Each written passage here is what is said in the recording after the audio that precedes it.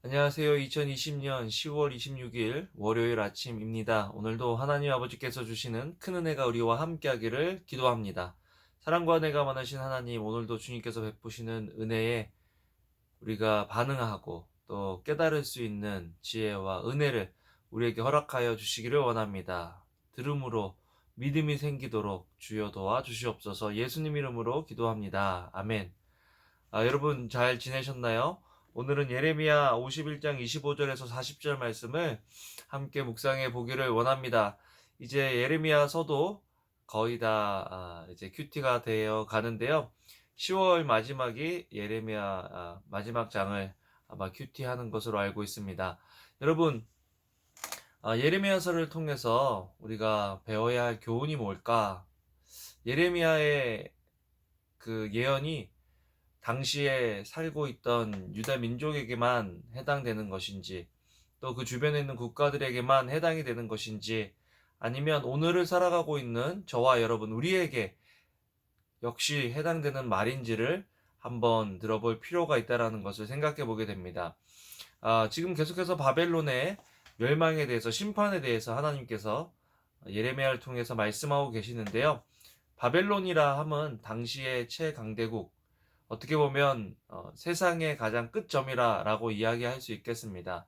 당시에 이스라엘 백성은 이제 바벨론에게 패망하여 포로로 잡혀갔기 때문에 바벨론에서 하나님의 백성으로 산다는 것은 쉬운 일이 아니었습니다. 여러분, 뭔가 잘 되고 형통할 때, 힘이 있고 부강할 때, 그때 하나님께서 이렇게 해주셨어, 당신도 하나님을 믿어야 됩니다 라고 이야기하면서 하나님을 예배하는 삶은 그렇게 어려운 삶이 아닙니다.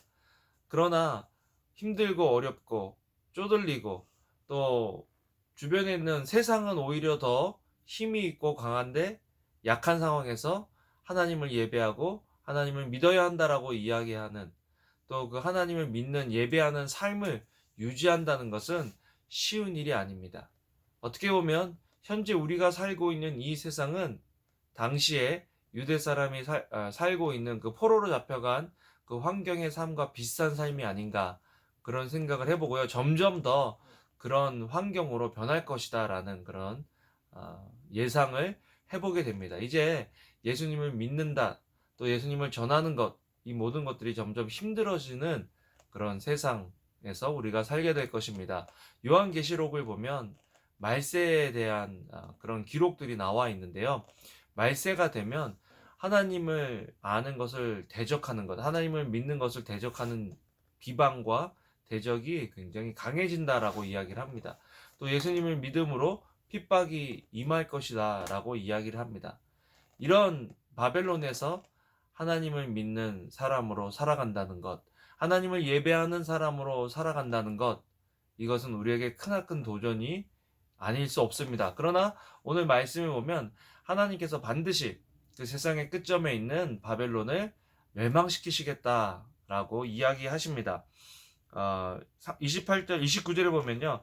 그 땅이 진동하고 소용돌이칠 것이다. 여호와의 모든 계획이 바벨론을 대적해 세워져 바벨론 땅을 폐허로 만들어 아무도 살지 않게 할 것이다.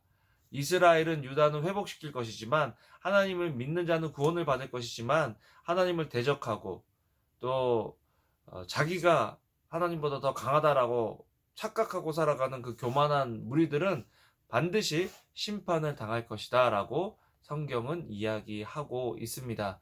여러분, 이 세상에서 잘 되는 거, 형통한 거 참 중요한 일이지만, 이 세상을 살면 악한 세대에 살 때 우리가 세상의 권세 잡은 자들보다 더 못하고 힘들고 비참해 보이고 또 초라해 보일 수 있다라는 것. 그러나 기억해야 될 것은 하나님을 믿는 믿음을 붙잡아야 한다라는 것입니다. 여러분, 바벨론에 동화돼서 나도 바벨론에서 살아남아야지, 바벨론에서 적응해야지, 바벨론 식대로 살아야지 하는 것이 아니라, 예배의 모습, 예배자의 모습을 간직하고 지켜나가는 그런 삶이야말로 지금 현대를 살아가고 있는 우리에게 필요한 삶의 모습이 아닐까 하는 그런 묵상을 하게 됩니다. 하나님께서 우리의 기도를 들으시죠.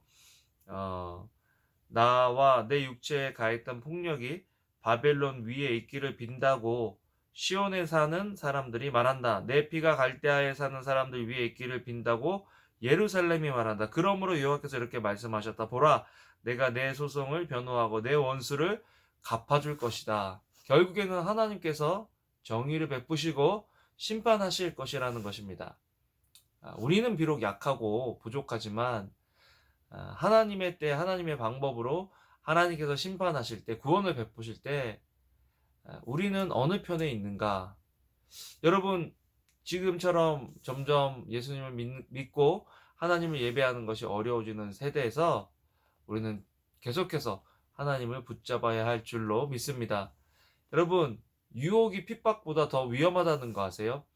처음에 우리가 함께 모여서 예배하지 못하는 것이 굉장히 답답하게 느껴지고 힘들게 느껴지고 부당하게 느껴졌지만 세월이 자꾸 흘러갈수록 이런 것들이 더 편해지고 예배는 못하면서 주변에 다른 것들을 찾아서 하는 그런 모습들은 우리에게 없는지 한번 생각해 보시고요. 이번 상황을 통해서 코로나 바이러스 사태를 통해서 우리의 예배가 더욱 세워지면 좋겠다. 개인의 예배, 가정의 예배, 또 공동체의 예배가 더욱 세워지는 그런 기간들이 되기를 소원합니다. 기도하시겠습니다. 사랑과 은혜가 많으신 하나님, 우리는 바벨론의 시대에 살고 있습니다. 하나님, 이 시대에 우리가 기억해야 될 것은 하나님을 예배하는 것이요, 하나님의 말씀을 붙잡는 일입니다. 힘들고 어려워도 예배의 자리를 지키고 부르심의 자리를 지킬 수 있는 저희들 될 수 있도록 주여 도와 주시옵소서. 이번 한 주간도 예배자로 살아갈 수 있도록 주여 도와 주시옵소서. 예수님 이름으로 기도합니다. 아멘. 아멘. 여러분, 오늘도 좋은 하루 되시고요.